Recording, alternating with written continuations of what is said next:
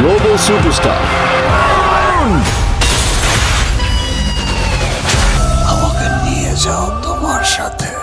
Shakib Khan, the name you can't ignore in Bangladeshi cinema, the last standing megastar of Bangladeshi cinema industry. বর্তমানে তার ক্যারিয়ারের যে ফেজটা চলছে সেটা আমার মতে তার ক্যারিয়ারের সবচেয়ে ইন্টারেস্টিং ফেজগুলোর একটা। কারণ আগের মতো শুধু সেফ কমার্শিয়াল ফর্মুলাতে না গিয়ে তিনি নতুন নতুন ডিরেক্টরসদের সাথে কাজ করছেন এবং নিজের ফিল্মোগ্রাফিতে ভ্যারাইটি আনার চেষ্টা করছেন। রকস্টারও সেই চেষ্টারই আরেকটা উদাহরণ। দীর্ঘদিনের অ্যাকশনের ফর্মুলা সাকসেসকে সাইড করে এমন একটা কাজ সত্যিই প্রশংসার দাবি রাখে। দর্শক, হাজির হয়েছি রকস্টার সিনেমার একটি সম্পূর্ণ রিভিউ নিয়ে। আপনি যদি এই চ্যানেলে নতুন হয়ে থাকেন তাহলে চ্যানেলটিকে সাবস্ক্রাইব করুন এবং পাশে থাকা বেল আইকনটি বাজিয়ে দিন আমাদের পরবর্তী আপডেট সাথে সাথে পাওয়ার জন্য। তো চলুন শুরু করা যাক আমাদের আজকের আয়োজন। Hello friends, welcome to adventure Chronicles.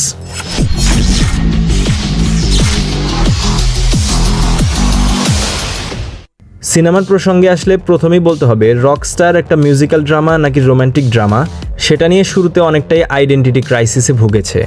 প্রথম কিছুক্ষণ সিনেমা নিজেই যেন বুঝতে পারছিল না ঠিক কোন ডিরেকশনে যেতে চায়, তবে থ্যাঙ্কফুলি পরে গিয়ে বিষয়টা কিছুটা সেটেল ডাউন করেছে। সিনেমার সবচেয়ে বড় স্ট্রেংথ নিঃসন্দেহে এর টেকনিক্যাল ডিপার্টমেন্ট।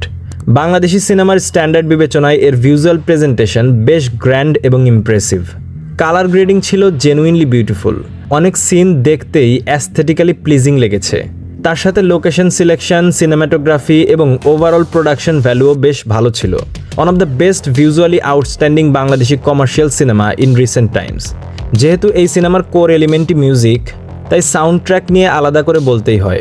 ক্লাসিক্যাল মিউজিকের ব্যবহার বেশ ইফেক্টিভ ছিল এবং কিছু কিছু সিকোয়েন্সে জেনুইনলি ইন্টেন্সিটি ক্রিয়েট করতে সক্ষম হয়েছে। রোম্যান্টিক ট্র্যাকস এবং স্যাড সংসগুলোও স্পেশালি গুড। এবছরের বেস্ট একটা অ্যালবামে অবশ্যই রকস্টার সিনেমার নাম থাকবে। ইট জেনুইনলি ডিজার্ভ মোর অ্যাপ্রিসিয়েশন। এছাড়া সাউন্ড মিক্সিং আর ব্যাকগ্রাউন্ড স্কোর নিয়েও আলাদা করে প্রশংসা করতেই হয়। বিশেষ করে কিছু ইমোশনাল মুহূর্তে মিউজিক বেশ ভালো ইম্প্যাক্ট ক্রিয়েট করেছে।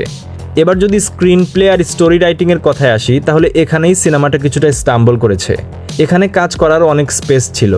Complex family dynamics, relation issue বা ক্যারেক্টার জার্নি আরও অনেক কিছু সিনেমায় চলছে একের পর এক। এই জিনিসগুলোতে connection establishment not up to the mark. সিনেমায় dialogue writing noticeably good, but সিনেমার বিল্ড আপের উইকনেসের জন্য ডায়লগগুলোর স্ক্রিন ইম্প্যাক্ট অনেকটাই ফিকে মনে হয়েছে। আরেকটা প্রবলেম হলো সিনেমার character progression. This matter should have been handled better, কারণ সিনেমার ম্যাক্সিমাম মিউজিক দাঁড়িয়ে আছে এই পার্টটার উপর। সিনেমায় ক্যারেক্টারের কনসিস্টেন্স গ্রোথ বা ডাউনফলের ব্যাপারগুলো দেখানোর ক্ষেত্রে বেশ ফাম্বল করেছেন ডিরেক্টর। এছাড়া লিড ক্যারেক্টারের সাথে কিছু ক্যারেক্টারের কানেকশন এস্টাবলিশ করতে ডিরেক্টর সাহেব অনেকটাই ব্যর্থ বলা যেতে পারে। এই অংশটা একদম পলিশড একটা ট্রিটমেন্ট ডিজার্ভ করত, যেটা এই সিনেমায় মিসিং। শাকিব খানের পারফরমেন্স নিয়ে বলতে গেলে he was solid and convincing as per his character demand. তার স্ক্রিন প্রেজেন্স বরাবরের মতোই স্ট্রং ছিল। আরেকটা কথা মানতেই হবে, বর্তমান ফেজের শাকিব খানকে আগের চেয়ে অনেক বেশি কমফোর্টেবল এবং কনফিডেন্ট লাগে। বাকি অ্যাক্টররাও মোটামুটি ভালোই পারফর্ম করেছেন যতটুকু জায়গা পেয়েছেন। সিনেমাটা ডেফিনেটলি আরও রান টাইম ডিজার্ভ করত। সিনেমার ক্ষেত্রে ডিরেক্টর যে আনকনভেনশনাল অ্যান্টি ক্লাইম্যাক্স ধরনের এন্ডিং দেওয়ার চেষ্টা করেছেন, আইডিয়াটা ইন্টারেস্টিং ছিল, কিন্তু এক্সিকিউশন আরও অনেক বেটার হতে পারত। এতগুলো ফ্লস থাকার পরও ক্লাইম্যাক্স এবং এন্ডিং ন্যারেটিভ একটা মিনিংফুল কনক্লুশন দেওয়ার চেষ্টা করেছে ঠিকই, কিন্তু পুরোপুরি সফল হতে পারেনি। যে ইমোশনাল পে অফটা অডিয়েন্স হিসেবে পাওয়ার কথা ছিল সেটা অনেকটাই লুজ লেগেছে। আর এর সবচেয়ে বড় কারণ হলো সিনেমার ওভারঅল ডেভেলপমেন্ট। পুরো জার্নিটা যেভাবে বিল্ড আপ করা হয়েছে সেটা শেষের ইমোশনাল ইম্প্যাক্টটাকে ঠিকমতো সাপোর্ট করতে পারেনি।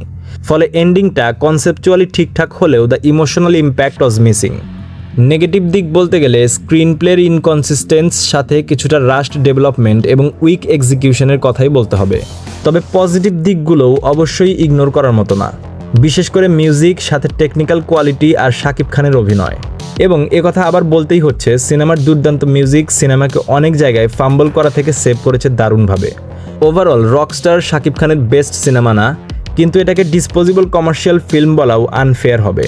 এটা একটা decent one time watch cinema. আর সবচেয়ে গুরুত্বপূর্ণ বিষয় হলো পরিচালক প্রমাণ করেছেন যে তিনি বাংলাদেশের মডার্ন ফিল্ম মেকারদের মধ্যে অন্যতম প্রমিসিং নাম। স্ট্রং স্ক্রিন প্লে হাতে পেলে ভবিষ্যতে আরও বেটার ফিল্ম ডেলিভার করার ক্ষমতা তার অবশ্যই আছে। তো এই ছিল রকস্টার সিনেমাটির একটি সম্পূর্ণ রিভিউ। আপনাদের কাছে কেমন লেগেছে তা অবশ্যই কমেন্টে জানাবেন।